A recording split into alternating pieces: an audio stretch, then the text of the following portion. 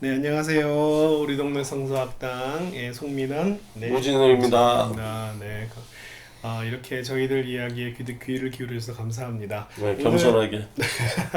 지난번에 얘기했던 아가페의 신학을 계속 이제 예. 이야기해 주실 건데, 오늘은 어떤 주제로 첫 번째 이야기를 할까요? 예, 이게 아가페 에로스 이거 오늘은 얘기 안 하고 내가 생각하는 얘기를 조금 할 거고 네, 이게 이렇게 한번 해보려고요. 그러니까 아가페와 예수 오늘 하고 아가페와 바울 이걸 다음 시간에. 주에 오, 하는데 너무 큰 그러니까 주제네요. 큰 주제인데 그러니까 설렁설렁 대충 그러나 아이디어를 좀 갖는 게 중요하고 그것을 조금 세세하게는 더 이어서 다음에 네. 하는 걸로 그런 방식으로 한번 네. 해볼까 합니다. 그럼 주로 이제 주요 텍스트가 이제 복음서와 네, 복음서 우리 다 아는 얘기를 네. 재구성하는 거죠. 예수 그리스도를 통해서 아가페가 하나님의 사랑인 아가페가 어떻게 드러났는가? 그렇죠. 아, 예. 예. 그러니까 질문을 조금 정교하게 하자면 로마서 5장 8절에서 바울이 예수 그리스도를 하나님의 사랑의 실증이다 이렇게 얘기했거든요. 네네. 하나님의 사랑의 아가페의 시니스테미 그러니까 데몬스트레이션이다. 네. 실제로 보여준 거다 이렇게.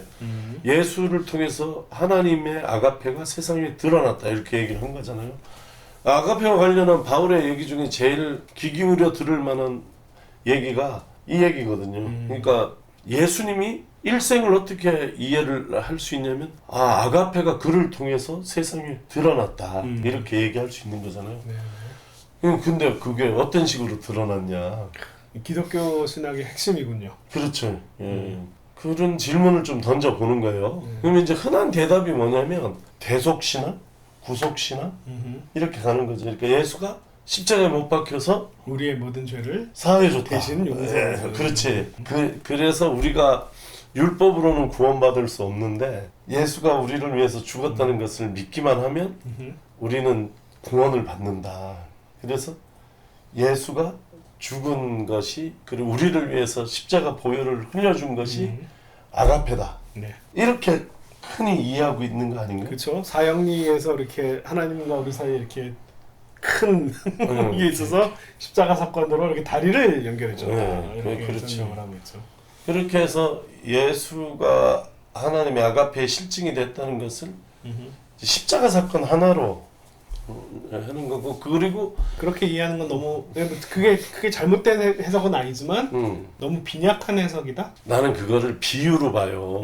이게 비유가 뭐냐면 예를 들어서 예수님이 우리를 위해서 피 흘리셨다 이런 거는 그러니까 예수를 설명하는 제일 좋은 방식이 제사. 유대인들은 제사가 익숙하니까 제사의 양 대신 예수가 그 양이 됐다 이렇게 해석하는 것도 비유고 비유잖아요 그거는. 그렇죠. 대제사장 대신에 예수가 친히 대제사장이 되셨다 하는 히브리서 얘기들도 비유고. 그렇죠. 그리고 뭐 이게 좀 설명이 필요하지만 힐라스테리온 피를 뿌리는 단 예수가 그 단이 되었다 이것도 비유거든. 다 제사 비유야. 예수를 전부 다 제사의 비유를 통해 가지고 당대 유대인들이 이해할 수 있는 언어로 표현하는 그렇지. 거죠. 예, 그래서 사실 그것이 우리한테는 잘 안 맞는 표현일 수 맞아요. 있죠. 안 맞을 뿐만 아니라 내가 생각하는 어려움은 이런 거예요. 비유면 비유의 언어가 가리키는 비유 당하는 실제가 있을 거 아니에요.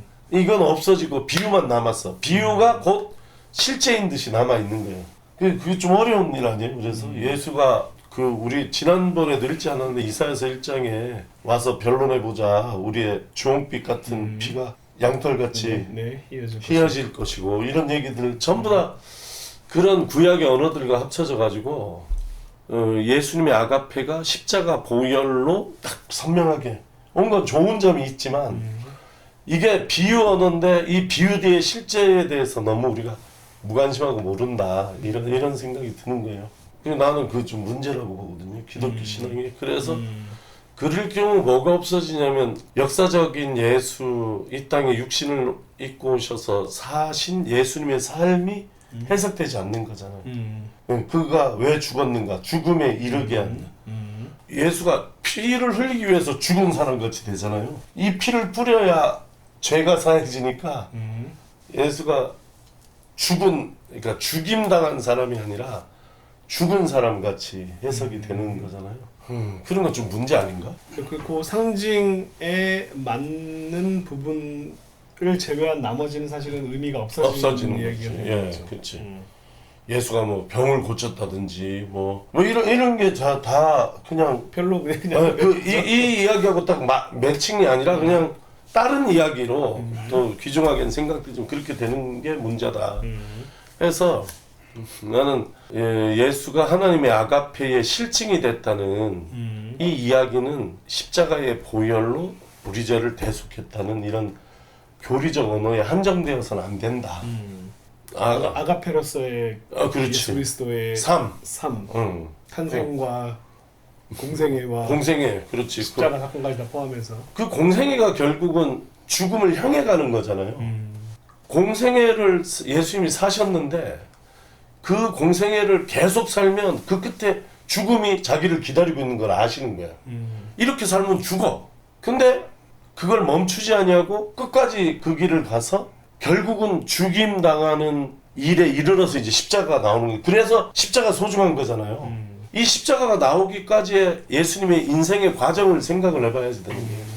예수님이 뭐 어떻게 사셨길래 어떤 일을 하셨길래 그 끝에 십자가가 기다리고 있고 거기에서 예수님이 십자가로 귀결되어 아가페가 십자가로 딱 상징되는 이런 삶을 사셨을까, 그런 얘기를 좀 해야 되지 않나? 네.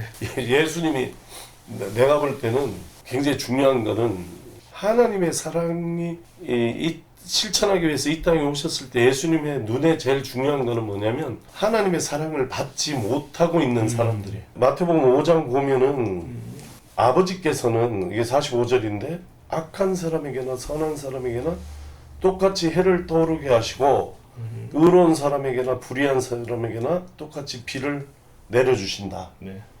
그러므로 모두를 사랑하라 이런 얘기를 하는 거잖아요. 근데 이제 현실 세계 속에서는 하나님의 사랑이 독점 당했다고 해야 되나? 하나님의 사랑을 독점하고 있는 사람들이 있는 거야. 그렇죠. 예. 그 독점의 도구로 뭘 쓰냐면 율법도 쓰고 성전도 쓰고 이런 거룩한 것들을 가지고 하나님의 사랑을 자기 것으로 다 만들어버린 세력이 있는 거예요. 그리고 그런 세력 때문에 많은 사람들이 하나님의 사랑을 빼앗기고 자기 자신을 죄인으로 생각하고 살아. 1세기 팔레스타인 상황이 그런 상황 아니에요? 네. 율법에 의해서 네. 성전 제의에 의해서 다 지키지 못하는 사람들은 스스로 죄인이라고 생각하면서 살고 하나님의 사랑으로부터 멀어졌다. 자기들은 그 사랑을 받을 자격이 없다. 이렇게 생각하고 사는 거예요. 이걸 뭐라고 얘기하냐면 죄의 굴레에 묶여 산다 이렇게 얘기할 수 있죠. 죄의 굴레를 씌운 거야. 이 사람들이 죄인이 아니야. 예수님에 따르면은 죄인은 누구냐면 이 사람들에게 죄의 굴레를 씌운 사람들이 죄인이야. 근데 이제 그 시대 사람들은 다 이 사람들이 죄인이라고 생각하며 살고 심지어는 자기들 스스로도 자기들이 죄인이라고 생각하고 살아. 왜 율법을 못 지켰으니까. 왜 성전에 올라가서 제사를 제대로 못 드렸으니까. 이렇게 하는 거고 이 사람들은 성전 제의 뭐 맨날 드릴 수도 있잖아. 그러니까 이게 완전히 이렇게 나눠져 있는 거거든. 예수님이 오셔서 하신 일이 무엇인가? 어떤 삶을 사셨기에 예수님이 이 죽음 십자가에 이르게 되었는가? 1번은 나는 이 죄의 굴레에 묶여있는 사람들을 해방하셨다. 네, 이거는 아무리 얘기해도 아무리 강조해도 이거는 더하지 심하지 않은 그런 얘기인데 예수님께서 뭘 하셨냐면 병을 치유하시고 귀신을 쫓아주고 가르치시고 먹고 마시고 이걸 하신 거잖아요. 네. 이걸 통해서 하신 일이 뭐냐면 이 스스로 죄의 굴레에 묶여 있고 스스로 죄인이라고 생각하는 사람들에게 그 죄의 굴레에서 이 사람들을 해방해 주신 거죠. 이들을. 그러니까 이걸 싫어하지. 죄의 굴레를 씌운 사람들은 씌운 사람들이 싫어하죠. 싫어하죠. 예. 그러니까 한쪽으로는 그 일을 하셨고 다른 한쪽으로는 뭘 하셨냐면 죄의 굴레를 씌운 사람들에게 맞서 싸우셨어요. 그 맞서 싸운 게 성전 정화라든지 율법을 고의적으로 안 지킨 거라든지 이런 것들은 계속 드러나는 거잖아요. 반복되고 있고. 그래서 예수님의 삶을 복음서 전체를 아주 간략하게 요약을 한다면 죄의 굴레에 묶여있는 사람들을 해방하시고 해방하는 도구로 치유, 축기, 먹고 마심, 가르침 이런 걸 쓰셨어요. 근데 이걸 각각 볼 게 아니라 이 네 가지 예수님의 행위를 다 묶어서 죄의 굴레에 묶인 자들을 해방하셨다 이렇게 봐야지 돼요. 그리고 또 한쪽으로는 이 죄의 굴레를 씌운 자들에게 맞서 싸우셨어요. 항거하셨어요. 이면은 얘기를 잘 안 하는 면인데 근데 성경을 보면 엄청나게 갈등이 많고 맞서 싸우고 어느 순간이 되면 율법학자 바리새인들이 화가 나서 예수를 그렇죠. 죽이려고 이제 굉장히 초기부터 누가복음도 그렇고 요한복음도 그렇고 굉장히 일찍부터 어떻게 하면 예수를 죽일까 하는 분노가 막 올라오거든. 그 정도로 맞서 싸운 거죠. 이 두 개를 계속 이렇게 살면 끝에는 어떻게 되냐면 예수님은 죽임당할 수밖에 없어요. 그걸 자기가 알아. 이 길을 계속 가면 이런 삶을 계속 살면 끝에는 죽음이 자기를 기다리고 있다는 것을 예수님이 아시는 거지. 그런데도 포기하지 않고 멈추지 않고 그 길을 계속 가서 그 끝에 자기를 기다리고 있는 십자가를 기꺼이 지셨다. 내 잔을 지나가게 하시지만 그러나 내 뜻대로 마시고 아버지 뜻대로 하옵소서 하면서 그걸 기꺼이 지셨다. 이게 아가페인 거예요. 이게 아가페. 그러니까 아가페는 그냥 보혈의 피로 내 죄를 깨끗하게 했다 이걸로만 볼 게 아니라 예수님의 삶 전체, 십자가로 이어지는 삶 전체를 통해서 예수님이 하나님의 사랑을 데몬스트레이트 했다 이렇게 봐야지 되지 십자가 사건만 갖고 보면 안 된다. 그래서 예수님의 삶 전체를 한마디로 해석하면 아가페고 그 아가페 안에는 죄의 굴레에 묶여있는 하나님의 사랑을 빼앗긴 사람들, 하나님의 사랑을 박탈당한 사람들에게 하나님의 사랑을 돌려주기 위한 예수님의 노력과 그 인자하심과 또한 투쟁과 이런 게 다 담겨있는 언어다 아가페라는 것이 이렇게 봐야 되지 않겠냐 하는 것이 나의 오늘 한 번도 안 쉬고 얘기했네. 내가 하고 싶은 얘기 다 했는데 정리해도 되겠지? 예. 죄인이라고 딱 규정 짓는 사람 있잖아. 그게 따지고 보면 검찰이잖아.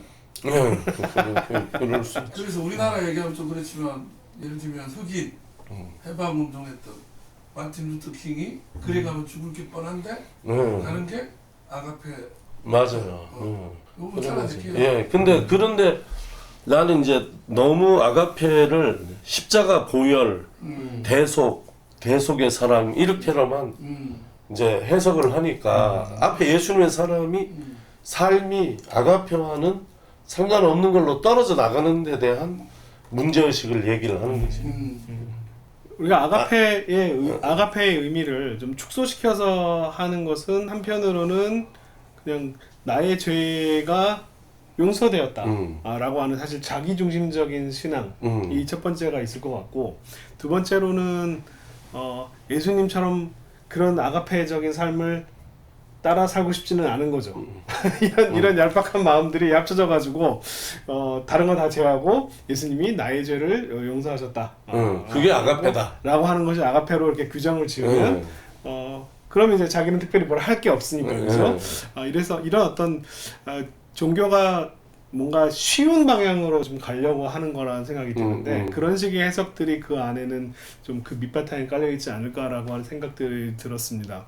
네, 오늘 아가페와 예수님의 삶을 이렇게 잘 비교해 주면서 그 의미를 더욱더 풍성하게 함으로써 예수님 삶 전체가 아가페다. 네, 이런 우리 그리스도인 예수님을 따르는 예수 따름이라고 하는 표현을 쓰죠. 네, 하나님을 경외하고 두려워하고 예수를 따르는 사람으로서 어떻게 살아야 하는지에 대한 생각까지도 같이 함께 해주신 것 같습니다.